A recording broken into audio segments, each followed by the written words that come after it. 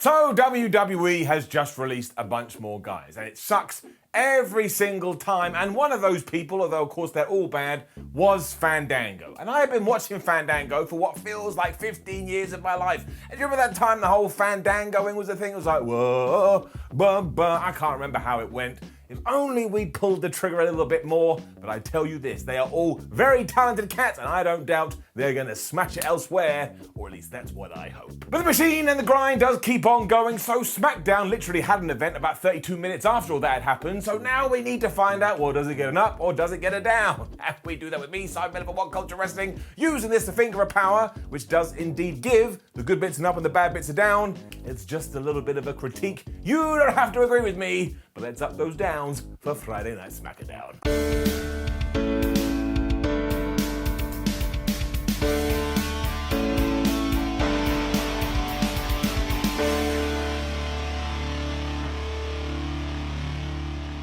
I was very surprised at the start of this week's SmackDown because Paul Heyman said the word hospital. Now, I'm sure he meant local medical facility because who in the hell even knows what a hospital is, but he and Roman Reigns were taking great pleasure in the fact that he had put Rey Mysterio and Dominic Mysterio in a nearby local medical facility. And this was actually great news for me because I presumed that Dommy Boy was dead. At least he's actually going to recover from his injuries. Sadly, Roman's happy times were then wrecked because Jimmy Uso entered his locker room and said, listen, I've talked to Jey Uso and he has told me he is never coming back. And I felt like a proud dad. I was like, good for you, Jey Uso. You have been manipulated for months now. You don't need this shit in your life. You need to stand up to this terrible behavior and make sure it never happens again. I mean, Roman's basically been treating him like a child with a Pop-Tart, and now he's taken aim at Jimmy Uso as well because Jimmy was like, well, I can be your right-hand man. And Roman Reigns essentially went, You can't do that.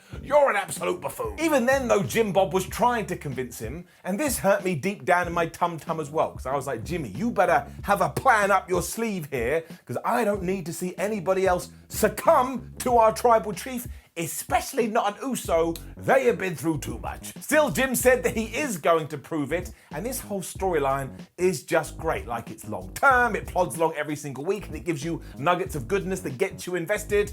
I am always so damn happy with it, and that's why it's getting up. Bianca Belair was also out after that, and I needed this because she's just a happy person that's happy with her life, and especially happy that she's still the SmackDown Women's Champ. It's also a bit weird because she did tell us that she enjoys looking into the reflection of her championship, and not because she was vain, but because it reminds her that she needs to be proud. And I thought that was quite a nice line, especially because she just has the best facial expressions. She looked like she was the most pleased pup in the world. She also let us know that Ding Dong the Witch is dead in relation to Bayley, but don't worry, I did a quick little checkup, and thankfully Bayley is still alive, also not a witch. You will not believe what happened after this too, because Seth Rollins' music hit, and he got in the ring, and he attacked the EST of the WWE, and then got a microphone and went, I want to challenge you at Money in the Bank for your championship. If you actually thought that did went down, what is wrong with you? What program do you think you're watching? I mean, the only part that was true is that yes, Seth Rollins, he did indeed come out. He ragged on her straight away because he was all like, no one cares about your victory. Everybody's more invested in me because I was the underdog when I took on Cesaro. And also, you fluked your way to a win against Bayley, so you shouldn't be saying anything. Seth then wanted a high five, and I was like, Rollins, that ain't gonna work. You need to read your high five manual. You gotta build up a rapport first. Of course, Bayley then came out because WWE has to go WWE, and her big insult was, I'm not going to call you Bianca Belair anymore. You're going to be Bianca Bell Loser. And I was like, Bayley, really, that's all you've got? You may as well got in their face and went, you're a jerk from Jerkland. Thankfully, Bianca agreed with this and just punched Bayley straight in the face. And even though Seth Rollins tried to break them up, that just opened the door, ironically, for Bales, who then started to beat up the SmackDown Women's Champion. But this whole segment then went crazy because Cesaro's music was playing and he ran down and he was beating up Seth Rollins, and then somebody used their magical powers, he must be up there living in the sky, we were all of a sudden getting a mixed tag team match. Who saw that coming? I thought this was really fun though. Something about the Cesaro-Bianca Belair team just worked, and given that across the other side of the rings, you had the cacklers, you know, I had a tremendous good time. up. And obviously it's not a real intergender match because it's always men versus men and women versus women, which kind of means this was WWE just giving you a rematch from the pay-per-view without making it seem like it was a rematch from the pay-per-view. But to be honest, that's half the trick, and they pulled it off. Cesaro and Bianca were flying around early until Bayley took over by taking Belair's injured shoulder and throwing it into the barricade, and that's when the bad guys were in control. We then did get a hot tag to Cesaro, but you never really get a hot tag in a max tag team match because as soon as Cesaro tagged in, Rollins tagged in as well. But look, as ever, these two went at it 24 hours a day, 7 days a week, 365 days a year. I'm always going to be impressed with their wrestling acumen. Cesaro hit this awesome crossbody and followed it up with the big swing and was going for the sharpshooter. And that's when I almost had a heart attack because Bayley distracted him, allowing Seth Rollins to hit the most devastating move in all of sports entertainment. Please, no, don't end like that. My bones can't take it. But actually it didn't. Instead though, we did have some clashes because Bayley just launched herself at Cesaro, but he caught her. And then because Seth Rollins was running around the place, he knocked Bianca Belair. That kind of threw her off her game. She got hit with the rose plant, and Bayley pinned the champion for the 1, 2, 3. So I suppose this does mean the Bianca Bell's feud has to continue, and that's a little bit strange, because Bayley is now 2-0 down, so how the hell could she justify another go-around? But look, as I always say, this was just so enjoyable, I ain't even gonna get mad at the quite big plot holes. Jimmy Uso then wanted to know how he could become the official right-hand man of Roman Reigns, and if he had come to me for advice, I would have said, well, I'd get him a nice seat, I'd shine up some table, and then I'd murder a child. But thankfully he wasn't talking to me, and he did want to know from Paul Heyman, who said, you need to go out there, you need to have a main event match, you need to become main event Jimmy Uso, and then trust me, Roman will start seeing you like he saw Jay. So that's what Jim Bob went to sort out. I'm then gonna tell you the truth. I love all this wacky stuff with the SmackDown crown. And look, I realize it's well over the top. I just must be an idiot, and it is getting it up. Because honestly, we had the most ludicrous ceremony with Rick Boogs and Shinsuke Nakamura while they were putting the crown on his head, and if it wasn't for the craziness of this, and you were tuned in for WWE for the first time, you would completely believe that these two were meant to be the villains. But they're not. They're my new favorite characters in all of professional wrestling. This was flipping great. Pat McAfee was also having the time of his life on commentary, and at one point, all these three guys were just dancing as Rick Boogs played his guitar. If you want to make all of wrestling like this, I'm not going to complain, especially because then we cut to the back. Kayla Braxton was interviewing Baron Corbin, accidentally called him king before we go, oh no, I'm not allowed to do that anymore. And poor Baron, he was devastated. He was watching this all on the monitor and he just said, what's the point anymore? I can't go on. And he walked off crying. And I was like, my what? I didn't think we were going to tie this into like an emotional twist, and Baron Corbin has needed something new for a while, and damn it, I think this may be it. And yeah, I get it, again, it's a crown, but who cares? If everybody involved in the storyline gives a damn, I will give a damn too. I mean, honestly, it was just perfect nonsense. It was perfect nonsense, and I would like you to give me more of this, please. Thank you very much. Going on my thought process as well, if I was Seth Rollins, I would be super duper pissed off because he found Adam Pearce and Sonya Deville in the back and he was like, look, we've all seen what's been going down. I feel like I deserve a title match against Roman Reigns, and when they do decide to do that, you can sign me up. And despite the fact that anybody else that has gone to Pearce and Deville and said, give me this, they've just gone, all right, here it is on a silver platter, they said, sure, Seth, that sounds like a great idea, but we want to hold back and see what else is gonna happen. I mean, Rollins should have been livid. I am king, of course, because this was a nice, intriguing skit, especially given how SmackDown ended. It was essentially a massive tease. Money in the Bank qualified next, and WWE came up with a way to get Big E a win over Apollo Crews without changing the IC title.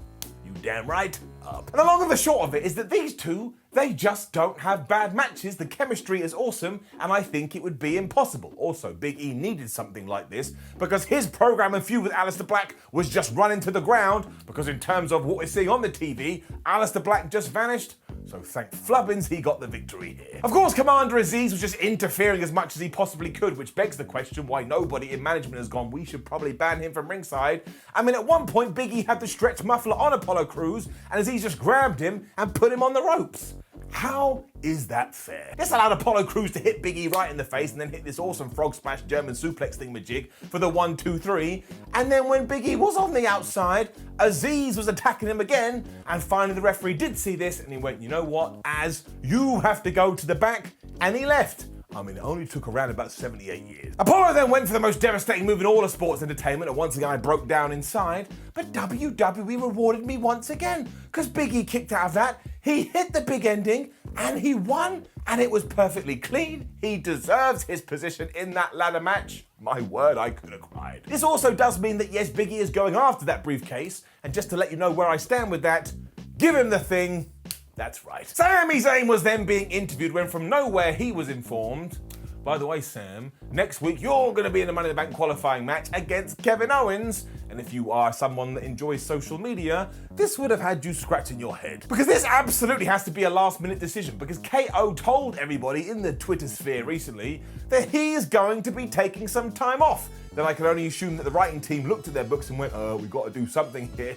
Somebody tell Big Kev he got to come back. So we'll just have to take it at face value, otherwise we do get into the silliness of WWE. And Sami then just made this so much worse for himself because he stormed into Adam Pearce's office. He was all like, I shouldn't have to do this. It's not fair. So Adam Pearce went, all right, cool, I've heard you. And now next week, it's going to be a last man standing match. Now, if I was a betting man, I would presume that Sami Zayn does win that match after Kevin Owens takes some kind of crazy bump, which does allow him to be written off TV. And if anybody does deserve a rest, it's that man.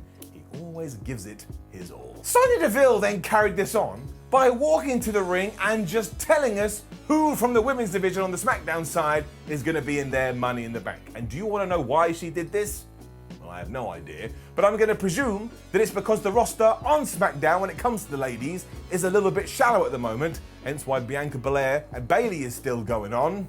They probably need to put some women on that show. As it turned out, it's Carmella too who has done nothing to earn that spot, and after she had done her entrance and decided, you know what, I don't think we did that very well, she went to do it again before Liv Morgan came out instead. Now this was very nice and very welcome because Morgan actually got some mic time, which rarely happens, and because she wanted to be in the Money in the Bank ladder match as well, Sonya Deville just went, okay, prove it by having a match with Carmella. But surely proving it would have been winning, which ultimately should have taken Carmella out of the thing because Liv Morgan had won. But the answer to all of that is no. Anywho, they did have this match. It barely went 3 minutes. At one point, Natalya and Tamina, there's nobody meaner, were watching from backstage. I mean, the TV was literally here, so how they could see anything, I don't know. And then we cut back to the ring. Liv Morgan won with the most devastating move in all of sports entertainment. So I would guess this means they're both in the hunt for the briefcase, but I have absolutely no idea. And if you were to tell me this was thrown together at the last minute, I think I would believe you. It was just so strange. It was so weird. Afterwards, Carmella didn't give a shit that she'd lost. She was like, I don't care, I'm the most beautiful woman in the world. You tell me. Down. Jimmy Uso and Dolph Ziggler then had a really good wrestling TV match. Thankfully, Jey Uso did win, otherwise he'd be electrocuted or something. Giving it an up. There's not even much to say about it. I suppose the highlight is when Jimmy Uso got zigzagged into the steel steps, and that looked horrific. And once again, Dolph Ziggler went for the most devastating move in all of sports entertainment. I started to have an aneurysm, but then Jimmy Uso just super kicked him, and he pinned him and he won. It honestly came out of nowhere. It pleased me though, because it means Jimmy gets to stay alive for another week, but when he did go to the back, it was like, oh, Roman, acknowledge me, please, I'm so happy. Roman basically treated him like an ex-partner. He barged past, and once again my heart broke, because Jimmy Uso, he was so sad. Thankfully, however, this was all leading to a flipping damn good ending to this week's SmackDown, and it's getting up. Because Roman Reigns and Paul Heyman were just in the ring taking great pride in all these people that they have destroyed. I mean, Braun Strowman, The Fiend, The Mysterios, Daniel Bryan, Edge, Kevin Owens, all have come up against our mighty tribal chief and all have failed, so now we must bow at his toes. Heyman went on to tell us that within a year, Roman has just wiped out the division and therefore our head of the table is gonna have to do something we've never seen before. And he passed the mic to Roman, and just as he was about to tell us, Edge came back to SmackDown. It kind of got me a little bit because we are so close to having fans back in the arena. They would have popped huge for this, but as always, the Rated R superstar is just great. He didn't want to talk, he didn't want to chat, he just wanted to kick Roman Reigns' ass, and my word did he do that with a face of thunder. I mean, he slammed him into the announce table and he speared him when Roman Reigns tried to hit him with a chair. And of course, that's when Jimmy Uso came down like, Roman, I will save you, I will save you. But he absolutely flubbed up because he then got speared through the barricade. It kind of did work, however, as Roman and Paul Heyman scarpered away. and that left Edge just to look into the camera like I'm doing now, going, right there, right at me. I mean, he was so mad. But what a frenetic end to this week's show. It left me feeling super duper pumped. You gotta figure as well that it leads to these two at Money in the Bank. Seth Rollins interferes, which then leads to Edge versus Seth Rollins at SummerSlam, because we're also gonna do Roman Reigns versus John Cena.